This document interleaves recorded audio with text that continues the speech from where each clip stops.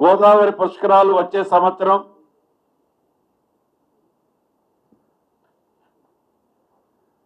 2027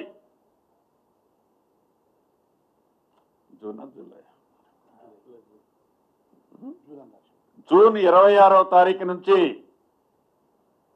2027 June 26వ తారీఖు నుంచి గోదావరి పుష్కరాలు స్టార్ట్ అవుతున్నాయి.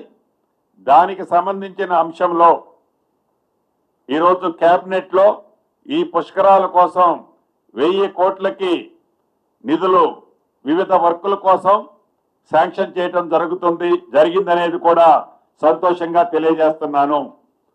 అదే రకంగా రాష్ట్రంలోని అన్ని జూనియర్ కళాశాలలో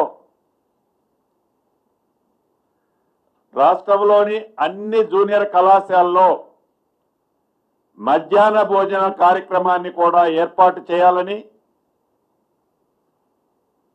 దానికి సంబంధించిన అంశాన్ని ఈరోజు కేబినెట్ లో అప్రూవల్ చేయడం జరిగింది. అదే రకంగా కోఆపరేటివ్ సెక్టార్లోని DCMSల్ని మార్క్ 5లో విలీనం చేయాలని, అదే రకంగా తెలంగాణ రూరల్ ఇన్ఫ్రాస్ట్రక్చర్ కార్పొరేషన్ని ఆకాలో విలీనం చేయాలని కేబినెట్ ఈరోజు నిర్ణయం తీసుకోవడం జరిగింది. ఇక ప్రధానమైన అంశం పాలమూరు రంగారెడ్డి. ఇది చాలా వెనుకబడ్డ ప్రాంతం.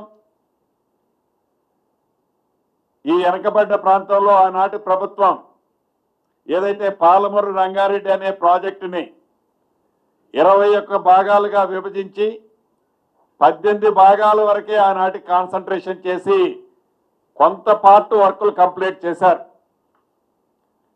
ఆ బ్యాలెన్స్ వర్కులు కంప్లీట్ చేయడంతో పాటు మిగిలిన లాస్ట్ లో ఉన్న లక్ష్మీదేవిపల్లి రిజర్వాయర్ వరకు ల్యాండ్ ఎక్విజిషన్ కూడా చేయాలి అని ఫస్ట్ ఫేజ్ లో యుద్ధ ప్రాతిపదిక మీద ఈరోజు కేబినెట్ నిర్ణయం చేయడం జరిగింది.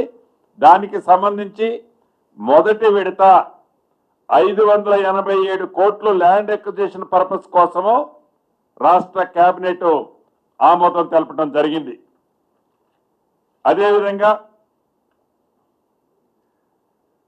2030 నాటికి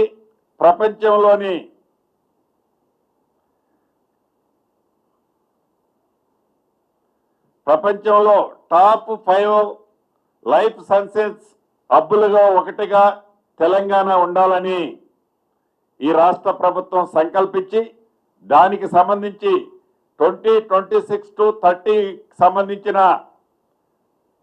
పాలసీని గౌరవ ముఖ్యమంత్రి గారి చేతుల మీదుగా గతంలో దావోస్ వెళ్ళినప్పుడు ఈ పాలసీని దావోస్ లో లాంఛనంగా దాన్ని ప్రారంభించడం జరిగింది. దానికి సంబంధించింది కూడా ఈ రోజు కేబినెట్ లో ఆ పాలసీకి సంబంధించిన దాన్ని ఆమోదించుకోవడం జరిగింది. దీనివల్ల ఈ పాలసీ ద్వారా వచ్చే 5 సంవత్సరాలలో 5 లక్షల మందికి ఉద్యోగాలు రావటమే కాకుండా $25 బిలియన్ పెట్టుబడి ఈ పాలసీ ద్వారా తెలంగాణ రాష్ట్రం ప్రపంచంలోని అనేక దేశాల్లో ఉన్న పారిశ్రామికవేత్తల దగ్గర నుంచి పెట్టుబడిగా తెలంగాణకి రావడానికి బ్రైట్ ఛాన్సెస్ ఉన్నాయి.